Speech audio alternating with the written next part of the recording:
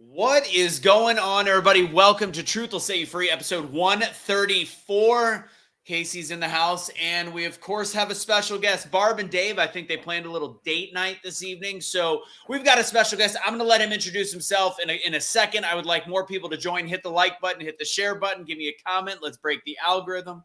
What's the matter, Casey? What, you can't hear me? Can't hear you? Casey. No, my audio in the background. Sorry. I thought there was a double. Casey, this is why we don't have nice things. This is why we don't have nice things. So we'll do an intro in a second to Kevin. I want to make sure more people are jumping on. As always, please, as you guys know, we've got the Great American Summit coming up shortly. I wanted to make a big announcement today, and Barb and Dave aren't here. We can't make it anyways because we're still working on paperwork, but we're trying to get that one more big headline speaker. But the event's going to be great. As you guys know, we've got Bobby Sausalito, who I'm shooting a show with later tonight, Take Naps. We're doing a blunt force discussion. He's going to be there. Larry Broughton is going to be there. Chad Prather is going to be there. Dr. Peter McCullough on opening night. So just go to I'll put it on the bottom banner, greatamericansummit.com. Again, that's greatamericansummit.com. GS23 gets you 10% off at checkout. It's an event that's marrying patriotism, purpose, community, business, all the things, and it's like a CPAC meets Grant Cardone. That's what it is. It's something different. We got to vote with our dollars, so let's learn how to work together in a community and all those things. So without further ado, Kevin, I've been on your show a couple times, the Kevin Allen Show. Always have a great time. You've got a better beard than I do. You're a good-looking gentleman. Tell everybody a little bit about yourself, where you came from, who you are. Thanks so much, and it's a pleasure to be here and with Casey and you. And listen, I'm a podcast, like we just talked before we went live here. I'm in a basement in a Connecticut house, in a bunker here. I do my show. I've been doing it about 4 going on almost close to 4 years. Probably have recorded over 4,000 plus interviews. Of course, you being some of the top interviews I've ever had, Anthony, of course. But I've been doing it, covering the news. I started off, I guess, during COVID, right? The Zoom interviews, because I was a former state house representative in Connecticut. I served also local government. I was a retired correction officer, entrepreneur. I tell everyone the 4 pillars of Kevin is real simple. It's God, it's family, it's country, and pot. That's my pillars. So, but pot's my business. I'm in the industry across the country in some different aspects, but I love doing what I do. You're a florist? I'm a florist. I'm a florist. That's what I do. I grow weed, and but no, it's great. And the news today is so intense that I think everyone's involved. I found my way into this by talking to both sides, trying to try to come up with some rational thoughts here. I went into the deep dark, let's fight, didn't work. I went back and said, just let's talk to people, and I do it every day, and I enjoy it. It's a fun gig. And I always enjoy your shows. One of the compliments I gave you being on there was, there's only so many people that can carry a conversation that's so natural and fluid, and that's why I have fun and you're professional. That's why I like being on your show, and I like how I feel about Truth Will Set You Free and what we do. I think you're another one of those shows that's a little bit underserved, undiscovered, and needs more viewers to watch it. Where can people find your stuff? Yeah, thanks for reminding. I always forget that part. My team's always like, hey, you got to pump it up. So the CT Cowboy, you can type that in. The Kevin Allen Show. It's ALAN, and we'll put it down here. I'm sure we'll scroll. But Kevin Allen, if you type in The Kevin Allen Show, you'll find us on all the platforms. We're just back on YouTube. We got banned, of course, like everybody else. We're back on YouTube as well. We're trying to really build our Rumble channel. So it's a CT Cowboy, The Kevin Allen Show on Rumble. That's where we'd love to have everyone go and land if they could. Excellent. And just to give you guys an idea on tonight's topics, and we'll recover them again once we do the countdown. Let's see. We got Desantis running for president. There was a little leak that apparently happened that might or might not, allegedly, but then turned out, well, we'll talk about it. We're going to talk about a stance on Bud Light as opposed to Donald Trump Jr. and Anheuser-Busch products. And a lot of people in the pro-Trump crowd are calling DeSantis a rhino, and we're going to talk about why they're saying it. Honestly, I'm going to ask people in the comments, and we're going to address it. And I'll address, with Casey and Kevin as well, because I honestly don't know. I'm still kind of confused where that came from. Washington state bill that's removing the rights of parents to not have gender affirming care, which is super weird to me. Shooting in Kansas City is going to be a big topic. 16-year-old young boy who is alive at home right now, seeming like he's on the mend. We're going to talk about that whole situation. Is it racially motivated? Is it race bait? Are people jumping the gun? And then, of course, women's rights in sports. We're going to cover that. I think that's going to be our main topics this evening. And I do, before I have Casey really quick say hello to everybody, and then we start the countdown, I want to address something with a lot of the trans rights stuff, because I go pretty hard on it.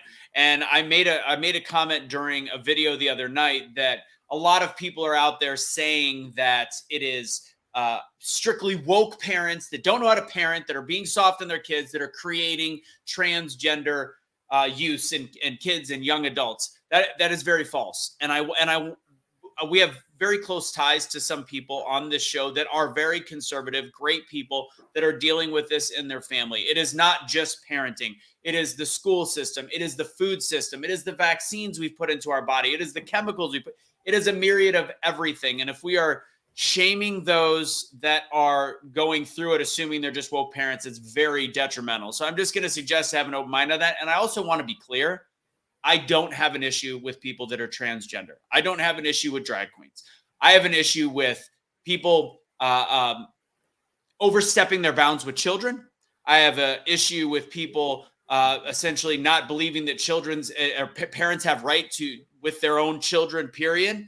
And I just have an issue with transgenders wanting to compete at a high level in sports against other women. Besides that, if you're over 18 years old, I have no care what you do. I really don't. And I support whatever it is that makes an adult happy. But I can't lie that there is some kind of mental issue that is unaddressed, and that's the way they would deal it. And that's it. They're still great people. I'm not going to judge anything about them. Stay away from the children. Get out of sports that you don't belong in. That's it. Casey, I had to say that before we get started because it was kind of a big deal, and I want to make sure we made that mention. Anyways, Casey, what's up with you? How do I follow that? Just yes. Yes. No. It's good to be back. Sorry I missed out last week, but yeah, you're right. I do agree. In a lot of those places, I think it also goes a little bit further. I think they push a lot of the transgender stuff, especially if there is a shooting, for false flags. Not false flags. Red flag laws. They won't mention those when those shootings happen either, and there's a reason why, because that will call out mental illness issues, and we have to start talking about that a lot more. But it's good to be back, guys. Good to have you back, as always. All right, let's go and kick the tires and light the fires. It's time to start episode 134 of Truth Will Set You Free.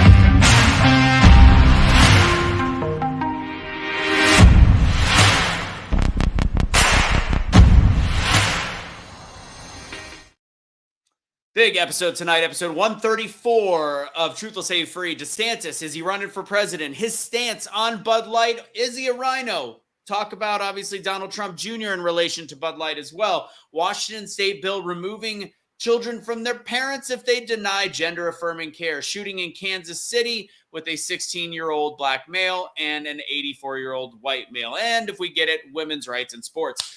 Guys, do me a favor. We are low tonight. I don't know what's going on. Hit the like button. Hit the share. I mean, let's be honest. We know what's going on. I mentioned. It's because you mentioned me. Well, I mentioned gender-affirming care in the and Bud Light. Who knows? Blame it on me, Anthony. Don't go with that. It's me. I'm the only common denominator. It's the clitoris cowboy Kevin Allen's fault. That's what. Oh, I'm sorry, Connecticut. This is not you. Yeah. I'm telling you again. I'm going to say it. Kyle Reyes and you are distant brothers. I can't wait to have you two meet, man. It's unbelievable. Good stuff. Oh man. All right, let's start with DeSantis. Guys, do me a huge favor. Share this out there. And you can see where to find Kevin on the bottom. I've got it scrolling on the bottom. Find Kevin at the Kevin Allen Show on all platforms. All right, let's get to it. And crowd participation, feel free on this one. I shared it. You were booted out, so that may be the reason why you're low. Interesting. Yeah, this is about 20 lower than usual, which is weird for a live show. All right, let's start with Washington. I'm sorry, let's start with DeSantis. So, Casey, take us through what you saw with the with what happened over the weekend with DeSantis.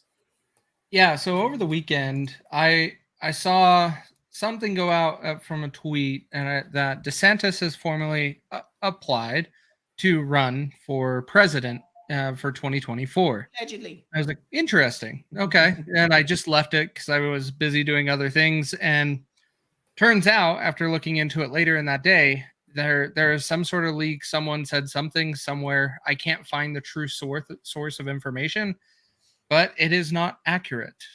He has not formally applied to run for president in 2024. The part that I find interesting about this, when is the last time that you saw this occurring with a major political candidate that has a good chance of running?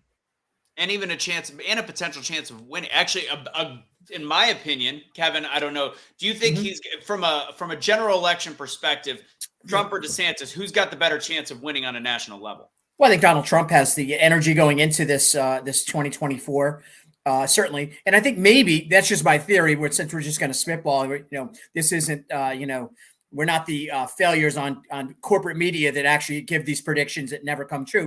Right. My thoughts are DeSantis is probably playing very nicely in the sandbox, doing what he needs to do to build a reputation. But I think at the end of the day that he's going to do what most of the patriots across this country want to see happen and support Donald Trump. I think he will too. So here's the weird thing, because without a battle, I don't think they're gonna. I don't even think he goes in. Personally, I don't even think he goes onto the stage because it would only jeopardize DeSantis going forward if something, because there's a nation of supporters of Donald Trump you don't want to upset. They're never going to forget. That's the point. I agree. And I do think DeSantis is more electable on a national level just because of the way the games that the left plays. But I think it's interesting to look at some of the stuff going on. So there's now a DeSantis PAC that has created an anti-Trump commercial. And I'm talking to somebody yesterday where somebody's going, man, DeSantis, he went low. I'm like, DeSantis went low? Wait. Trump goes low all the time. I mean, Trump is like DeSantis wants to take your Social Security. They're ripping walkers out from the little old lady's hands in Florida. Yeah, I mean, it was very odd to me that was the argument. And I'm like, and then I looked at the commercial, the Super PAC commercial, and it was like Trump should be talking about what the Democrats are doing bad, what the plan is. And it was a couple digs on Trump. And then at the very end, I was waiting for this ad is approved by Ron DeSantis. It's not. This is strictly a pro DeSantis PAC, which is a weird move for me because they know that they're stoking the fires that I think DeSantis is specifically trying to avoid right now. I think if he enters, he's a late entry so that Trump doesn't have all the momentum of marketing going behind it. That might be. I mean, I don't know. Casey, where are you at, by the way? I didn't even get that in the beginning. No, you're good. I'm from Utah. So okay. I'm sorry about that. Do you have multiple wives? I mean, I know that's a really terrible question, but what? I love how that's always the first question when it comes to Utah. Yeah. I'm sorry. I got nothing. No, you're good. I got nothing. You're good. It's being from Connecticut. It's tough because you're really close to Joe Biden in his basement and you get sniffed all the time. So it's cool. Nailed it. Cool. Overall, when it comes to DeSantis, most people already know it's gonna be news to you, Kevin. I'm not a big Trump fan. I would rather see DeSantis. With DeSantis, overall, I want to see a culture shift in politics. I don't want to be electing people on their deathbeds running in politics anymore. But with DeSantis, he brings a good change, and I worry that he's going to lose his momentum if he doesn't take it now. And so he might have to take this opportunity. He can't go. He will be 2 years out of politics between when his term limit is done as governor in Florida to where he could run in 2028. So that's what worries me about him waiting until after. He'll have whatever job he wants, though, to be honest. Like, that he'll have whatever pundit job. He could be doing stuff on the line for Fox News. He could be Newsmax. He could do something that keeps him in the limelight. He could have his own show. He also can potentially, what's the other thing I was thinking? He can also have a cabinet position of some sort as well. That's a late entry. I know that it wouldn't be the first 2 years, but God knows, that Trump is going to fire people throughout. If he wins, he could have a role there. Somebody said, so this is I want to open this up to people on the right, because I know we do have a very big pro-Trump audience. What makes, because people keep saying, I think he's a rhino. I think he's a rhino. I think he's a rhino. What makes him a rhino? I'll say one, the Jeb Bush endorsement. But again, this is much like the super PAC. It's not like DeSantis is putting this in his advertisements. Look, Jeb Bush is behind me. You can't control who supports you. And of course, Jeb Bush is going to support anybody on the Republican ticket besides Donald Trump. So what makes him a rhino? If you were to play devil's advocate, Kevin, what makes him a rhino? Honestly, I don't think DeSantis is a rhino, what we call a rhino, but I do think he does lean a little bit more towards the softer. Maybe that's his age. Maybe it's his experience. I mean, he's a Navy, he's the Navy SEAL, the whole story. He's got a really great education. He's not one of these blue collar people like me, or, I don't want to, put anyone else here in a box, but, the blue collar supporter of Donald Trump. I don't think they look at DeSantis. I think they look at him like a typical politician. What Casey's saying, he doesn't really like Trump. And I kind of assume, I won't speak for you, Casey, but I'm sure it's maybe he's brash. He's out in front of, I don't know what it is, then I'll shut up. What is it? No, my big thing is with Trump. He did say that we don't need to have AR-15s. He actually is not a big proponent of them. Mm-hmm. He also banned bump stocks. He also pushed tariffs on China, which racked up all of our electronics pricing. There's a lot of things that I think he takes old habits and he's just doing. I think he needs to dial it back. Casey wants bump stocks. Casey wants the bump stocks are the bump stocks make them less accurate. So I don't know why that's. Or you could just give an AR. You can use a belt, Casey. Have you ever used the belt for a bump stock? Because you can do the same thing. I don't know if you know that, but it's true. You can. This is accurate. You can't make anybody from the hood any less accurate with their guns. So just whatever. You hold it sideways. Yeah, that makes you kill shot. No, for real though, Casey. So you were saying that you were against. I agree with some of the stuff. I'm obviously very anti-vaccine as well. So you're saying that you were against Trump doing the tariffs on China? Yeah, the way he did it, like it can be done, but he didn't even take any action consideration. He was just like, nope, more tariffs, and just kept doing it, thinking that that's going to bring electronic manufacturing to the U.S. No. It takes a lot to move that to the US because everything's already established over there. To be able to move it, it takes a long time. You're going to have to aid people into doing that, giving companies I don't want to give Joe Biden credit because this wasn't his work, but the chips bill, there's some things good about it that is helping moving those chip manufacturers to America. And so you have to aid them to do that. You can't just go and mark everything on China. Yeah, I got to tell you that foundries and the build outs, you can go back to Obama with some of that stuff was happening in the country too. But, you talked about, Trump, and I find it kind of interesting when you pointed out the two Second Amendment issues. I think are those the priority issues to you, Casey? Always with me. With 2A, that's a big thing because that's a no-go, right? There's a portion of the people who would love to support Donald Trump. I've heard that before by a few people, and I don't think he personally. I was in office actually when he was elected in 2016. I was the 45th House rep. He was the 45th president from Connecticut. Yeah, that's me. And but I thought his policies on guns were a little bit less than the average conservative was moving at the time. So I agree. Right. I still support him, but I understand what you're saying. Yeah. Somehow I feel like we're a bunch of Democrats on this, and we automatically went back to Trump. I'm saying that because we keep circling back to Trump. I'm talking DeSantis, guys. So this was. Is that who we're talking about? DeSantis? We're trying to talk about DeSantis.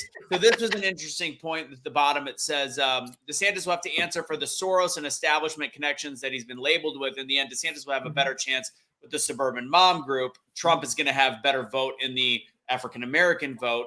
So, there you go both ways. So the whole thing with the Soros, I want to answer the Soros point very Who goes both ways, Anthony? Yeah. Welcome to my world. Russo does. Making jokes. No, so the Soros connection is hilarious because it is that typical speaking point that is short-sighted and comes from some of the Trump people as well as some of the liberal news. So Soros made a statement saying DeSantis is more likely for the Republican side. He's a better pick for the Republican side. He never said that he would vote for DeSantis. He wasn't endorsing DeSantis. He was saying that he was young, he was driven, all these different things. Soros still believes the Republican Party is garbage. He still funds some of it, by the way. He still might give money to DeSantis, but he is not a DeSantis supporter. He gives money to everybody because he wants. Is he a citizen of America? Soros? I believe. Yeah. Dual? I think he I'm is. sorry. No, that's a great question. Casey, look that up if you can. Yeah, because you know what, I hear that, I've never looked it up. I'm going to be honest, as many times as I've thought about it, so I apologize, but I'm like so sick of hearing this guy's name, Anthony. I'm just tired of hearing this guy's name.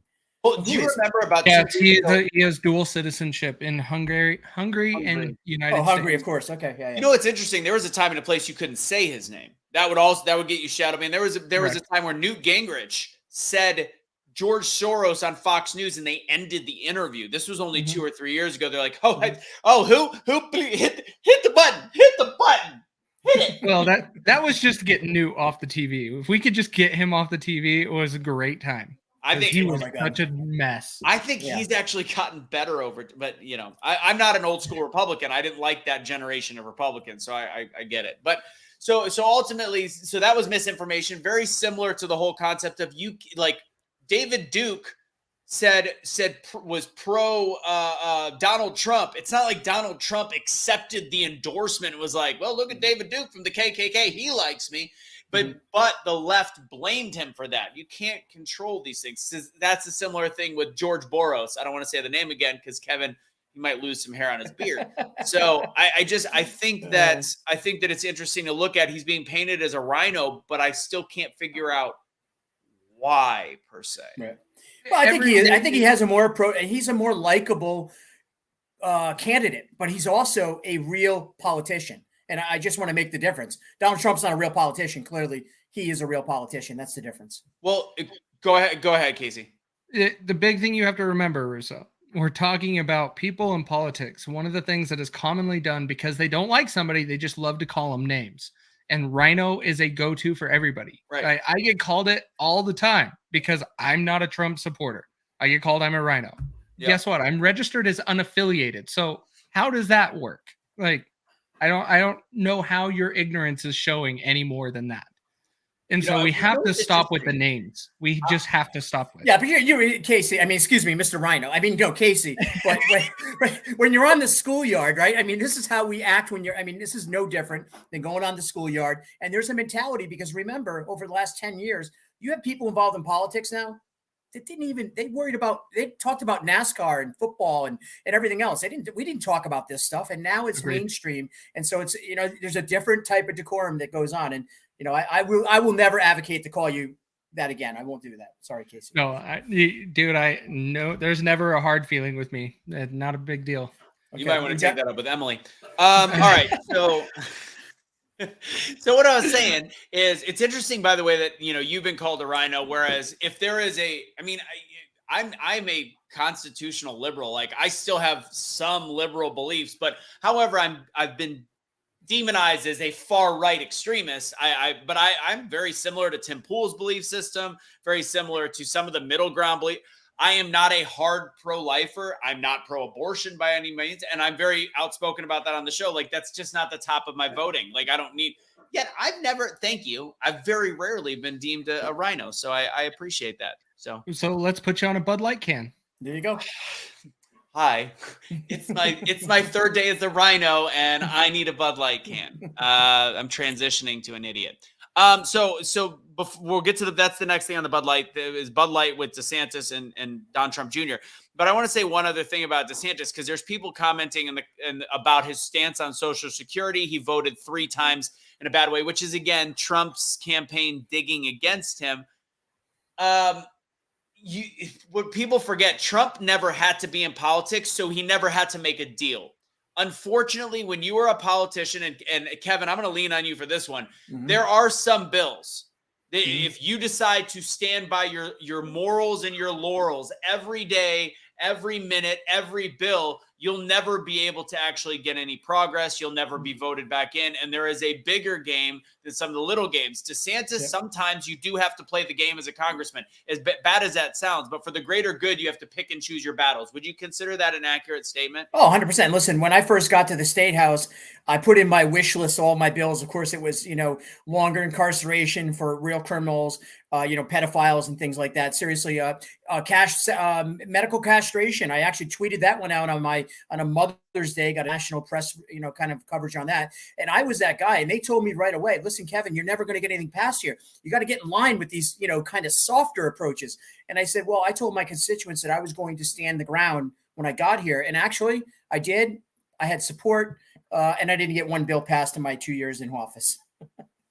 And that's they wouldn't even let me co-sign a bill, Anthony. That's how bad it was. Right. So but that's the point. So if you state and I applaud you for doing that, but it shows that if you want to actually get stuff done, you have to play the game. So they're going to be able to use things against DeSantis. He is a politician, plain and simple, and that's why I do think Trump had a lot of successes. I think DeSantis is somebody that's very dangerous because I think he is more on he is MAGA.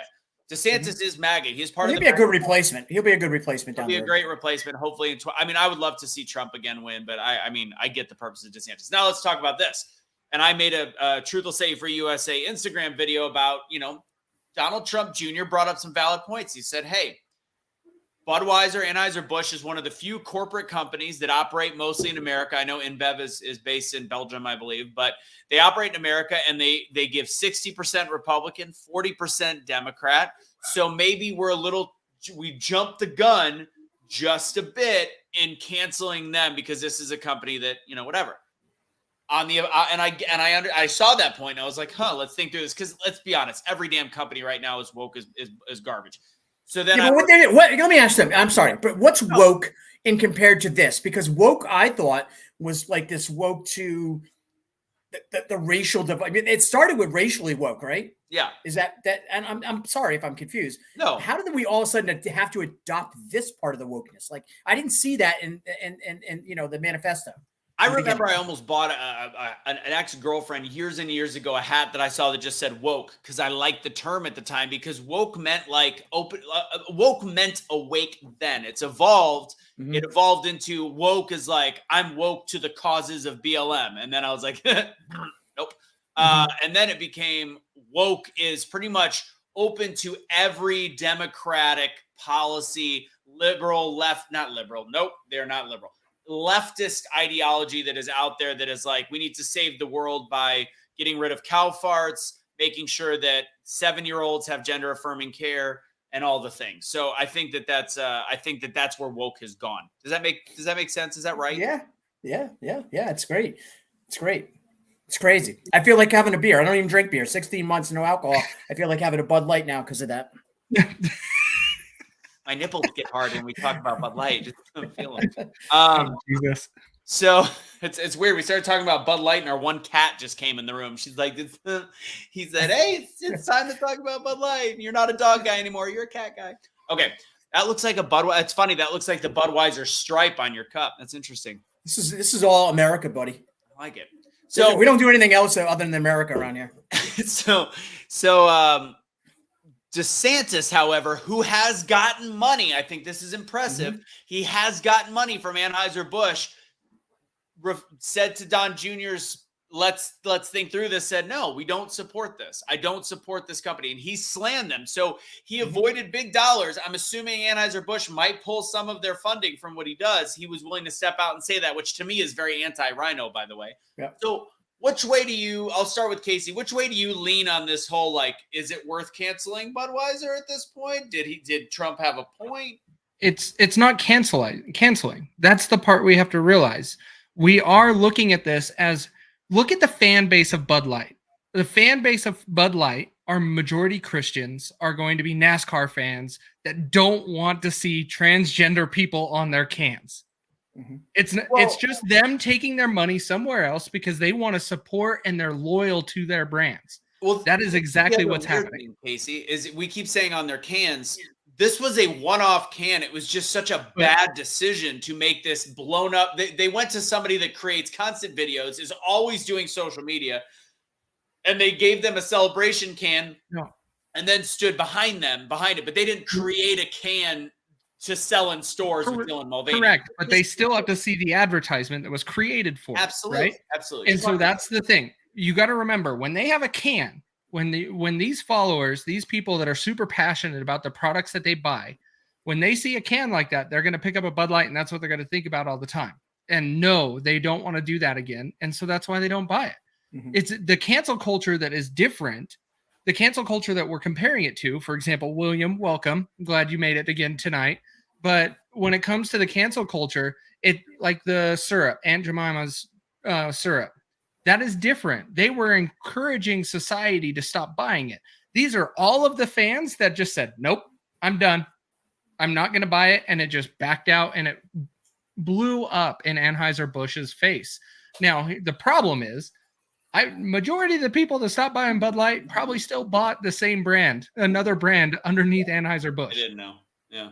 And so is it really going to change it? It's going to just move the money from Bud Light to another place, and Anheuser-Busch is still going to reap the benefits. And I feel like, and I have to say this about Coors, like, because people jumped on me for essentially saying, why don't drink Coors? And they said, have you seen them? They support Pride Festival. So I answered that question. Here's the thing. There are gay people that do drink beer. And if you are going to sponsor a Pride Festival, I honestly haven't, and maybe that's my liberal side. I don't know. My constitutional liberal side. I don't know. I don't care if you want to give dollars to something that has an actual marketing purpose behind it. And I think it would be a little bit weird and bigoted to not be willing to advertise to gay people. I think but that's just my personal opinion. But at the same time, a lot of people say buy local, find veteran-owned beers. It's very difficult to do because most of the microbrewers have a friggin' top bun on top of their head and they're busy worrying about Antifa on weekends. But maybe just don't drink beer. It's bad for your testosterone. All right. Kevin's like, I don't drink beer. Exactly. Well, I like beer. I haven't drank alcohol beer in a long time, but I do think beer is good. I think this really comes down to Casey sort of hit on it in a way. There's a core group of supporters for every brand, right? I mean, Nike, I don't care what brand it is. Every brand has this show, every show has a brand and it has the connections. Those branded connections, once you disconnect them, these people today, they won't go back. Bud Light is never going to go back to where they were. It is over. I think and I think it's unfortunate that we have to live in that world because, listen, I don't even know who this person is, Mulvaney, or I'm being honest with you. Mulvaney. Whatever. It doesn't, I don't care. And here's the deal. I support that person to get as much exposure in any way that somebody wants to pay them to do whatever it is. But the repercussions, if I put him or her on my show, I'd have repercussions. And I have to realize I have to own that. Bud Light owns it. In my opinion, they screwed up because they didn't think about their, what was going to be the ultimate. Listen, they're at every NASCAR track in the country. Bud Light. No longer. They're done. They're gone.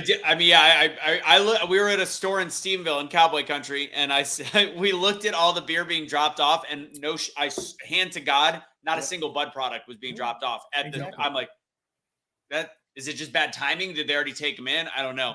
And you know what, William? I'm going to agree with you. You are correct. We are using the wrong word because that's just the word we toss around, canceling, yada, yada, yada. It's boycotting. Canceling is what the left does when they make sure that people can't have a job, or they dox them, or they make sure that they call their employers. But yes, we are boycotting. Just like people should have been boycotting Nike for decades because of all of their bullcrap practices, even though I cannot wait to watch the movie Air, and I do love Michael Jordan. But I have not worn Nikes for a long time because of woke culture. Now they also gave a sports bra for marketing purposes to him, Dylan Mulvaney. But all right, we got to move on. All right. Moving on. All right, next topic. Let's go to the Washington State bill, SB 5599. Let's see. So it's a bill that would give the state government the power to take children away from their parents if the parents do not consent to the child's gender transition surgery. In early March, at that point, the bill, in early March, the bill was headed to the House. It just passed the House and is headed back to Senate for consideration of some of the changes made. So it looks as though at this point, all the Democrats voted yes, all the Republicans voted no, which I do believe means that it passes because that Washington State had a vastly higher number of Democrats. So they keep saying it's passed. Does this mean that it is? Tell me what you guys know. Does this mean that this bill is moving forward into law? Oh, go to the governor's office for a signature at this point. If it's passed out of the House and Senate, which are the two chambers that has to pass through, and then it would go to the governor's office for a signature if that's the case. And the scary part is it's probably going to pass. I mean, if the governor, who's the governor? What is that? Kate Brown, or is that? I'm going to take a stab here. It's probably a very socially liberal, extreme liberal, governor. I think Jay Inslee. Jay Hensley. That's right. That's right. Did you say gay? Jay. Yeah, might as well be. I thought you said that. I swear, I'm not even asking. No, that, so. Jay. He's Mormon. He doesn't know. He doesn't know how to pronounce. Oh, he's Mormon. You are Mormon. He's a Jack Mormon, technically. I am Mormon. Yes. Yeah. Because I asked that silly question, you got mad at me about all the. There's one. No, it's just funny. It's no matter who I talk to when they find out that it's the same conversation to start. Because all men in their heads, that's what they dream about. We're all sick animals. That's why. The part that's interesting, I think there's one more step. I got to look up the process in Washington. Mm-hmm. It passed both chambers, and per the Washington government website, there's still a box that has to be checked that says passed legislature. And it's not checked, but it does show it passed both chambers. So I don't know if there's an extra check or balance. Well, it might be. When did it actually go through the process? Does it say, Casey? As of Tuesday. So it doesn't. Let me see if it tells me the exact dates. Because I was going to say sometimes it would go up, and then you'd get the legal opinion of the bipartisan legal, team at the Capitol. I'm sure that would, and then it would go to the governor's desk from there. Yeah, this rule suspended it's placed on a third reading. Okay. So it is going to have to be read for. You know what that means? It means some Democrats are getting pressure at home, and they're worried about this, and they're going to put it on the table until they can make sure that it can pass without any issues. Yeah. So with this, I think it's going to be questionable, but yeah, it's going to have to be read for a third time in House. Mm-hmm. Okay. So they're not fully there yet. Okay. So this is the other thing I want to bring up. And did either of you guys watch the Saturday Night Live weekend update clip? No. You didn't see it? No, I don't watch that. So they had a wannabe Chris Farley come and do the weekend update. It was what they called the first non-binary character, cast member. The first non-binary character was Pat. First non-binary character was Molly, which last time I checked, Molly is whatever.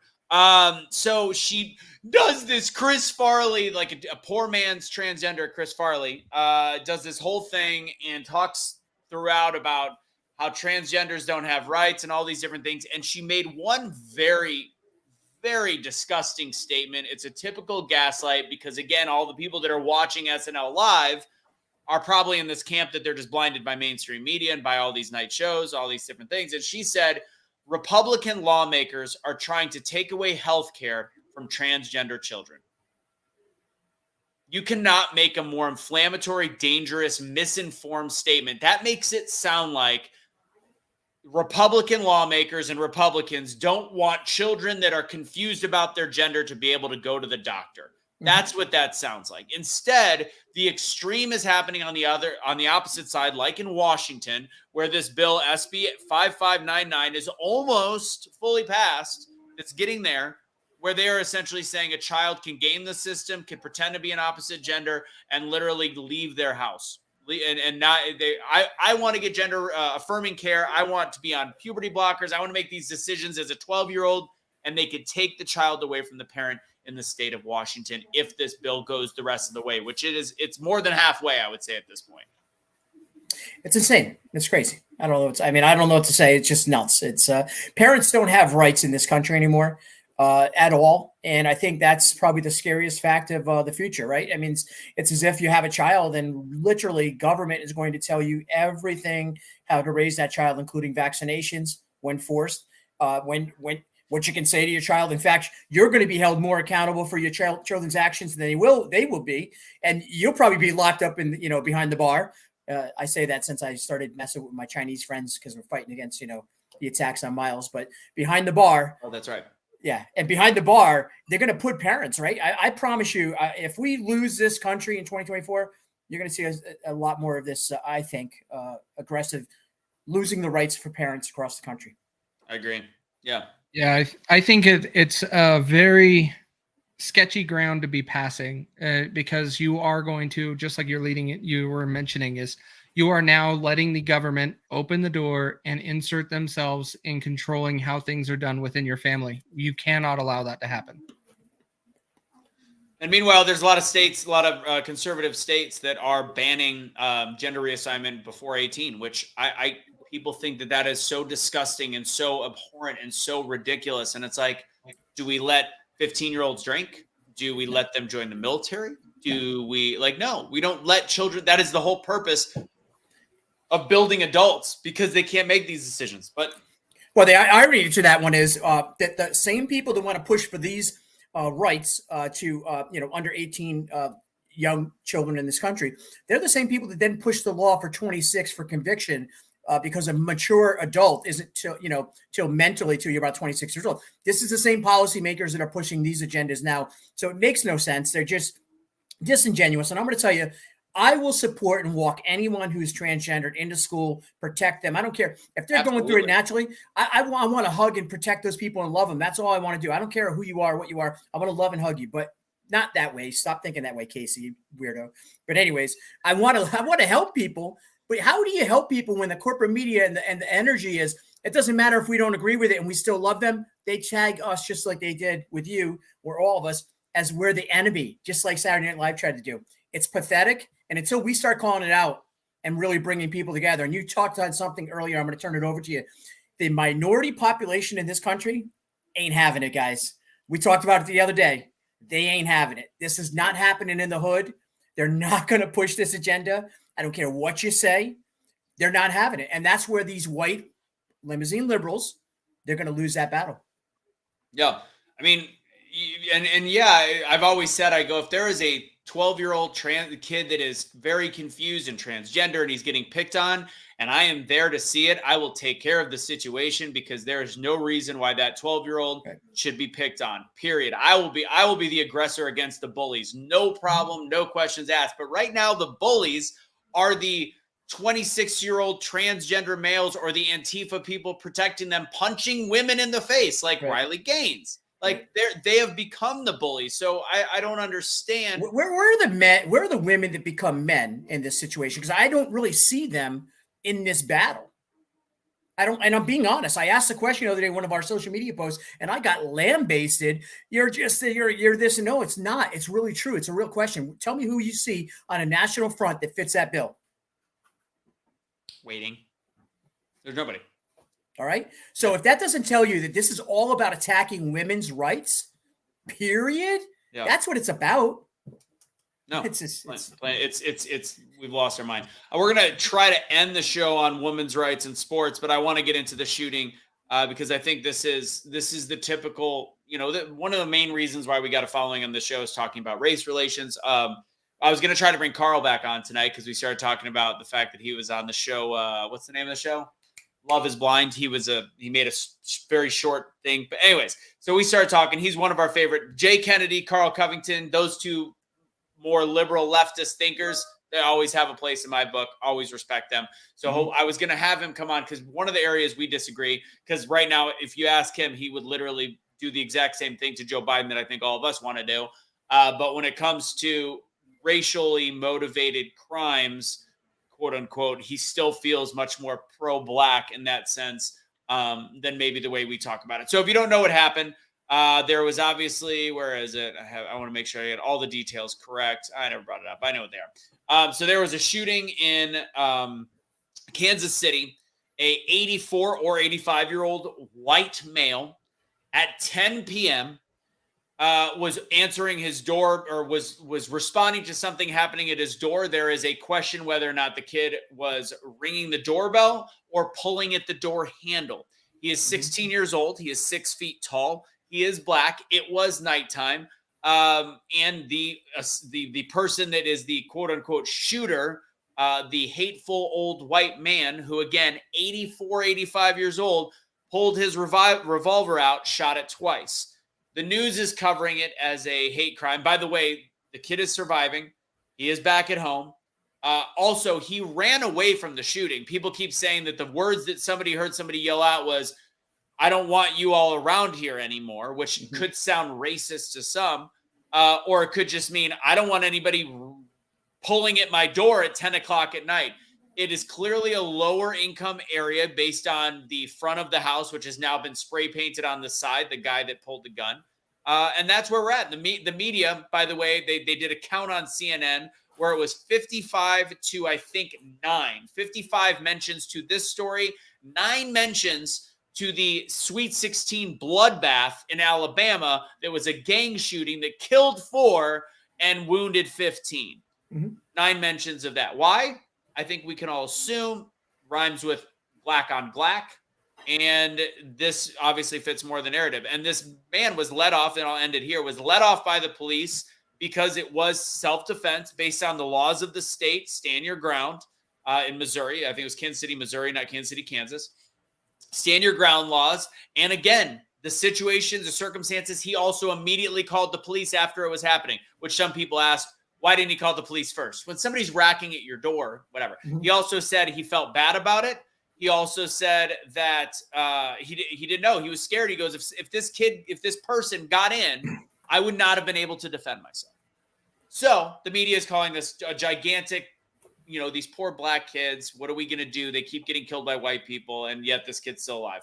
What are your thoughts? You're already Kevin. Let's start with you. Well, I go right down to the Kevin. Here's the bottom line. Racial issues in this country are real. We're never going to probably get away from racial issues. They might change from each, whatever time in history we're at. The racial divide will be, different to that time. But this is another case where mark my words, we have a senator here in Connecticut called Chris Murphy. Chris Murphy, of course, the Sandy Hook shooting and tragedy. I know it was a tragedy. I happen to be very good friends with Norm Pattis, as you know, who defended Alex Jones in that case here in Connecticut. Chris Murphy has put a business card together. He will now go out advocating for law changes, I promise you, to take gun rights away from elderly people. Watch and mark my words. This will be the move. They're going to say, you're too old for a gun. We can't convict them. They're going to create a story in a story, and that will be the attack, and corporate media will pick it up. You can't drive. You got to take guns away. You got to be 14 to get your, whatever transgendered operation, but you can't at 84 years old have a gun. That's what it's going to be. Corporate media will push the agenda. So, Casey, I'll let you follow up, and then we're going to address a couple of these statements. But go ahead. So, yeah, the first thing, you forgot a big topic. Ben Crump is already on the door. Already there. If Ben Crump is already talking to media the day this occurred or the night this occurred, that should give you the indication of where this is going. He's leading them. He's right leading there. Yes. So when it comes to all of this whole situation, it is very unfortunate that it did happen. There are some questions that still need to be answered, but overall, the guy felt unsafe in his house and a reason for self-defense. And this person had no reason to be at the front door of this guy's house. And yes, there was a gun fired twice. And so he did fire in self-defense. The laws in Missouri is stand your ground. If he does feel a threat, he can neutralize the threat. He doesn't have to retreat first, as in some states you would have to. So he is legally within his rights to do what was done.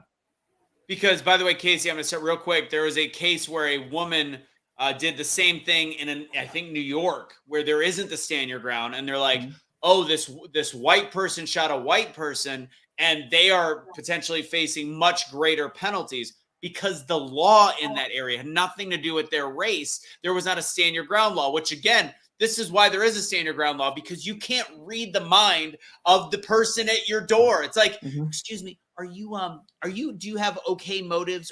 Is this an accident? Because what I forgot to mention, and I'll give it back to you, Casey, is this young gentleman who seems like, by all account, a good kid, was at the wrong address. He transposed the numbers, and he was like 2 houses off. So again, he thought he was there to pick up his younger brothers at 10 o'clock, whatever. Sorry, go ahead, Casey. No, you're on point. And the big thing is to remember, this guy's 84, 85 years old. Is he going to be able to defend himself against a young teenager or a young adult? Probably not. That is his self-defense is a weapon, and it is okay for him to be doing that. Now, is it unfortunate this event happened? Absolutely. But it does not take away that he did perceive a threat, and so he did handle the situation. Now, he did call and let people know. He didn't run away and try to hide, and he also did turn himself in today. So it's not like he is trying to hide or be this big guy. He felt threatened. If he wanted to hide or run away, he would have already done that and didn't even do anything. Yeah. So that's my whole opinion on it. This comment cracks me up. Someone knocks at the door. OMG, fear for my life. So there is no evidence that he knocked at the door. It's according to the guy, he was pulling at the door handle. According to the kid, he was ringing the doorbell. This is again a low-income area. This is a big issue across the board. The fact that crime is on the rise, and this is an 84-year-old man. If you looked at his picture, he looks old. And he's afraid. He sees what's in the media. He sees the fact that there's crime happening all over these inner cities. He sees the fact that there's probably crime happening in his neighborhood. His first reaction is sad to fire. And like this, I need more details. I would like more details. I don't know if we'll ever get them because it is going to be he said he rang the doorbell, which if I was a kid that got shot in the head, I'm not going to lie. I'd cover my tracks right now too. And it's 50-50. Rang the doorbell, or he just started trying to jiggle the door thinking that that's where his brothers were. It could be you can't decide which one it is, and we'll probably never know. There's no ring. They don't have ring doorbell. This is a lower income area. So ultimately, we won't get those details. But what I can tell you is based on the law of the land and based on the initial response by police, there's no reason why this man should be facing charges. The reason he is because Crump got involved and because he is a white male, which is the first thing you see in the media, white male, black youth, and they're going to build it up while ignoring everything that happened in Chicago, everything that happened at the shootout in Alabama, and all the rest of the crime that's happening minute by minute in major cities across the country. So if you're saying I need more details of this person shot through the door, sorry, no, I'm going to respectfully disagree. I think those are plenty of details. 10 p.m. at night, a stranger at your door. It's sad, unfortunate, but if you're an old man, everything is bad, perfect storm of bad things happening at once. But if it was my grandfather and he was weak, he was poor and lived in a bad neighborhood, and somebody jiggled his door at 10 p.m. when we live in this weird, crazy world where people don't give a shit about other people, Grandpa, pull the fucking trigger. Protect yourself. Yeah. It's sad at the end of the day. I mean, this young man and now it being exploited, and there'll be millions of dollars of lawsuit, and how they're going to get money. They'll find money somehow, some way. I don't know who Ben Crump's going to go after. I mean, who's he going to sue? The guy who's broke? I mean, I don't know where he gets money from. Yeah, he's getting paid by the media. They want this to be a big story. He gets kickbacks. They by doing this pro bono or by doing whatever it is to make a mockery of our judicial system. Right. I'm sure he gets in the good graces of people. I'd like to hang out with Ben Crump. He seems like he's a party guy. I think he's a party man. I think Ben Crump would be a fun time some night. I could see him late at night in the back of the club, just kind of like just got it all figured out. He just looks like that kind of guy. When you got the money that he's made. Yeah. I don't hate on Ben Crump because he's a part of an opportunity that, smart entrepreneurs jump on. He created himself a lane. Of course, we all know when he jumped in and, during this craziness, but Ben Crump's just a small example. It's the media, Anthony. The media is the ones that really do this, and they kind of develop Ben Crump into who he is. Yeah, sure. Crazy.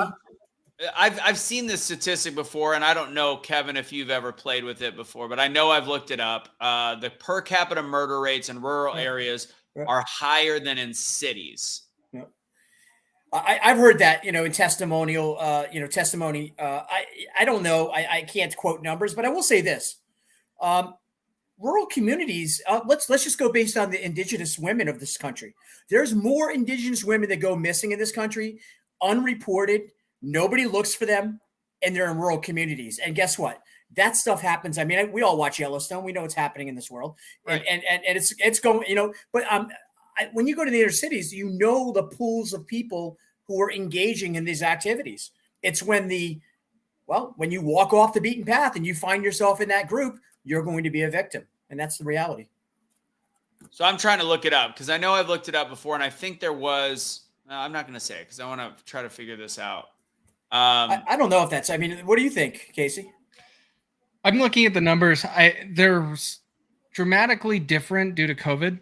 If you look at the COVID numbers, they're very different. But I'm seeing here, if you want to take in standard deviation, you could almost say the numbers are the same if you look prior to 2019.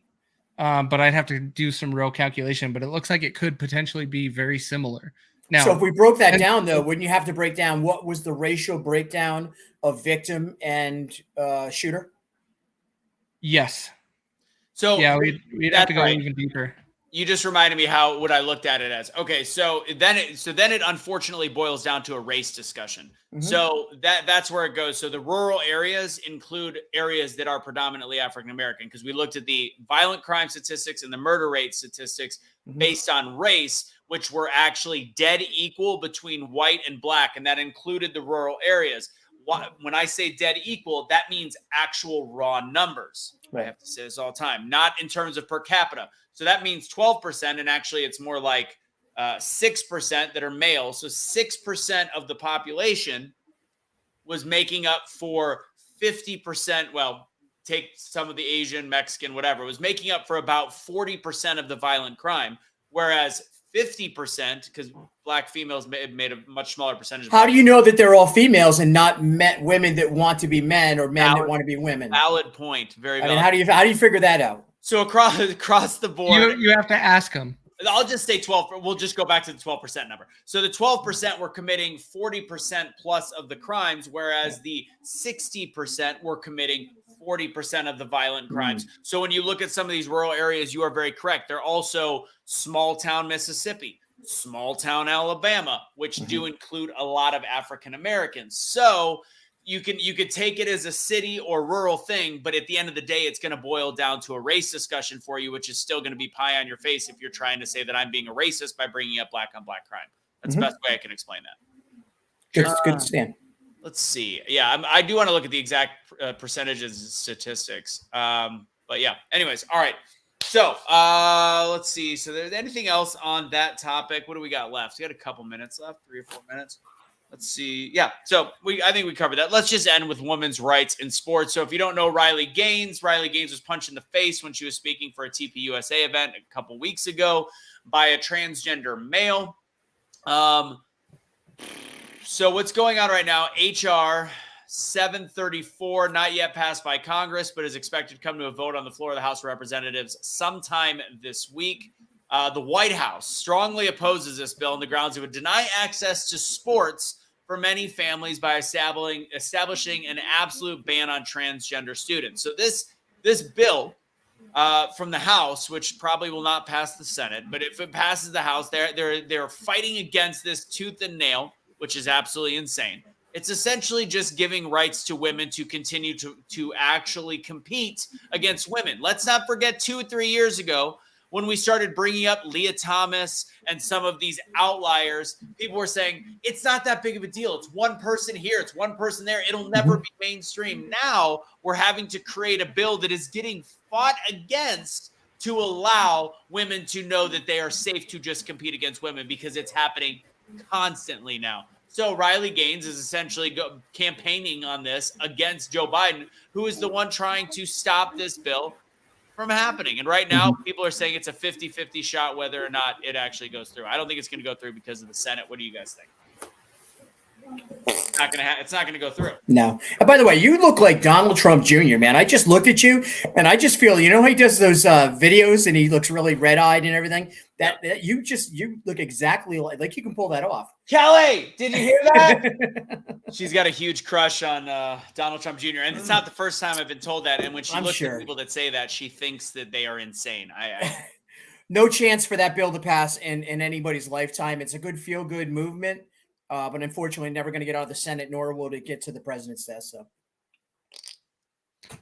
you gotta love. I had to do the whataboutism. Now they do an overlay on poverty. So now it's going to talk about that rural black people are poor, so therefore they have to kill each other. That makes sense. Cool. Okay. All right, moving on. Oh God. Yeah, the big thing with this bill, it's not going to go through the Senate. We know that it's not going to, but I'm curious on what Kevin's stance is. I don't think this is a federal decision. I think each state needs to make this decision. This bill shouldn't even pass the House, if it was my opinion. Well, I could agree with you. However, I do think that women, men, we are defined in federal law. I think there is some reason why we should have federal laws that do address these issues. Title, what was it, Title IX or whatever it was that was Title IX. used to exploit the problems, really, quite frankly, in women's rights over the years has just totally been ignored. And in fact, I think if you look at Title IX now and you really adopted that to the current language being used, you see a lot of clear violations in things that are moving. But listen, I'm a big proponent. I'll just answer quickly. Everything's local. I love to have the local, the state tell the swamp what to do, not have them tell us what to do. Absolutely. Actually, that's a great point, Casey. That's a good point. We always forget, like when we start talking about politics, we always just talk about, should this bill go through, should it not? But we should also look at the concept of where that decision should lie. Mm-hmm. And that's where, when it comes to the state, and I also looked up this guy, I think this is a whole ploy for him to run for re-election in 2024, because he is up for re-election in 2024. Who's that? Gregory Stube is who put this up. That's his bill.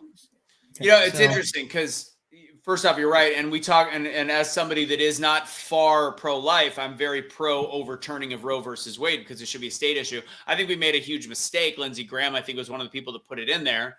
Right after we said it's a state issue, Lindsey Graham tried to do they tried to put together a bill on a federal ban on abortions. And I was like, yes, we get it, the pro-life thing. But the whole reason we were overturning Roe versus Wade is it's a state decision, not a federal decision. So I thought that was very odd. One of the common missteps of the modern day GOP. So, yeah. Anything else? I think that's about it. Anybody else got any comments on the side? Let's see. By the way, you have no statistics blacks. You literally just, no, I didn't. I made it up based off of the overall numbers of violent crime based on race. And it just, if it is higher in per capita in rural cities than it is rural areas than in cities, then, and the race matches, it's gotta be that way. Like, that's just logic. You have to connect the two. I know that's very difficult for many. All right. So I'm going to say my last words, let you guys go. So there's something I'm working on out here from what I'm hearing about. There is people talk a lot about erections with an L. And there is a gentleman that is withdrawing from his position, resigning on June 23rd in Tarrant County. Tarrant County is where Fort Worth is. Mm-hmm. It's it's one of the few bastions of red voting in the country that is in a city-based area. I love Tarrant County. I live in Tarrant County. Turns out this guy, while he was in his tenure, there was a period of time in the last 4 years where it turned more purple.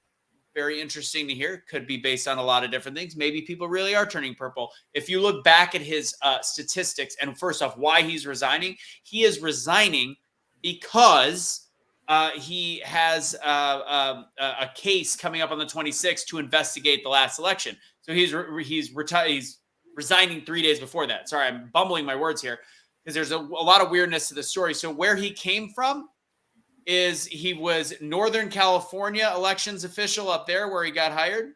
And he turned a red community while he was elections official in Northern California. Just so happened to flip blue in his tenure there. And if you go back, he worked for a company called Smartmatic. That is, I know this story because I've had Larry Dale Carpenter on my show, who ran in Tarrant County. And by the way, the biggest part about Tarrant County, Texas, and I'm not from down there, but I belong in Texas, I can tell you that is the last battlefield. And Kamala Harris was down there on the ground for the 2020 election, and they did change some of that voting down there in Texas, and you can anticipate that in 2024. If they win Tarrant County, they win America, and that's just a fact. It doesn't change from there. Yeah, and his name is Hyder Garcia is the gentleman's name. So we'll see where he goes, but I need to actually get some media. I got to talk to Chad. I got to talk to Matt Locke and some other people, see if there's something that'll cover it. But he worked for Smartmatic in a country that we called Venezuela. Mm-hmm. So he's worked for the rhymes with Dominican company, Dominion, whatever. He worked for Dominion. I'll just say it. It's the end of the show. Nobody the fact checkers are watching. So he worked for the subsidiary of Dominion, and he worked in Venezuela. He helped with those elections and then moved to the United States, helped flip California. Anyways, big story. We'll see where we can go with it. Super interesting. That's all I got. Make sure you guys go to greatamericansummit.com. You guys will get your final thing, Kevin. greatamericansummit.com. I pray all the time. That's what I do. I pray. The GAS23, get 10% off. All right, Kevin, where can people find you? Because I'm over here demanding attention as I'm praying. No, Right. listen, I just want to say thank you. Great time here. Casey, nice meeting you, sir. Definitely like your style. I love the rawness of what you're doing, Anthony. And I think one of the things that we need more of is just honest talk. I'd like to see a couple of people on your panel. You know me. Next time, bring somebody that I might disagree with. I love those kind of opportunities, and those are great. And I know you're into it. So we would love to have that, but they do not ever show up. But you have people here commenting that don't agree with everything, and so they won't come on. They will never come on. It's a come on. Yeah. We have left links. We have offered. We have thrown in the comments numerous times. I'll drop what I'm doing and we'll jump on. Let's go. Kevin, we used to have those conversations like a year and a half, 2 years ago. People would come on. They would look very, very foolish, but we would still be very nice. Like we could not be any nicer. It's not like we're being like, you're a dumbass. We would literally. Have you ever learned something from somebody that you thought you went into disagreeing with on every level and then said, hey, you know what? Thank you. I actually learned something. And I disagree with you on most things, but I learned something from you. Has that ever happened? Me, from them to me or me to them? Me, yes. I had a difference in opinions about, black people being pulled over and mass incarceration. I've changed my stance many, many times on different things. Actually, I haven't changed Cash's stance. One of the guys, obviously, Cash, changed his stance because he actually was more right-leaning than me on black issues, crime reform, crime bill, all the different things. So I've shifted him even in some ways, and I've also listened to other circumstances. So yes, I've changed, and we've had people do the exact same on the show, and then afterwards go in on their page and be like, these Republican ass, even though we have the live video of them going like, man, I really never thought of it like that. Thank you. And then 20 minutes later, these racist pigs, but what the? Anyways. Yeah, that's life. So follow Kevin Allen Show. We've done some great shows together. Great guy, funny guy, really good, solid show. He gives good compliments. He says I look like Don Jr. I think I'm better looking than Don Jr., but I don't have the same wallet. So. That's true. I mean, well, I don't know, actually. You might someday. I don't know. You're in the rodeos and all that stuff. We know what goes on in the rodeo clown business. But anyways, Casey, it was really great meeting you. Likewise, you are the rodeo clown, right? That's what you do, Anthony? You're I know I'm the buckle bunny, which is even worse. Okay, so yes, buckle bunny. Can't wait. Well, buckle up. This is funny. He's a real coward, and why I will never go on this show. Okay. Wait a second. William Light just says, do you know how many accounts Russo has banned of mine for simply having an opinion? I want to be very clear. I've only banned 3 or 4 accounts ever, and 2 of them were in the last week when somebody was celebrating somebody dying that was one of our followers. Yes. That was what unless this is Shane. I was just going to bring up Shane. Unless it's Shane. I've banned 9 accounts of Shane because he threatened to rape. Well, what's his real name? This is what really tweaks me is be your real name. And by the way, William, come on the show or come on my show if you have a different, right? I mean, but don't come on as a fake name. That stuff burns me. I can't stand that stuff. Oh, this would be, it's got to be Shane. Shane's lying then. Shane's lying. Shane has also said that because William has said, I'm not really a Republican. I'm not really a Democrat. He's like somewhere in the middle, which is Shane. Shane actually did not mind Donald Trump for a period of time. Shane also said that he wished my daughter would get RAPED. And that's kind of mean. He also that's kind of mean. That's kind of mean. He's said a lot of mean things. He literally said, I hope you, he called my place of work. He called my girlfriend. He called, literally technically threatened my life. And he's a registered felon, but for some other reason, they don't pick him up. Shane needs help. That's another lie. Just like, nice your guess. He's already got too much attention. It's got to be. Yeah. All right, Casey, wrap it up so we can get the hell out of here. Not much, guys. Just keep on the lookout locally, but on what's going on in your communities. If you want to change the country, you got to start with your community.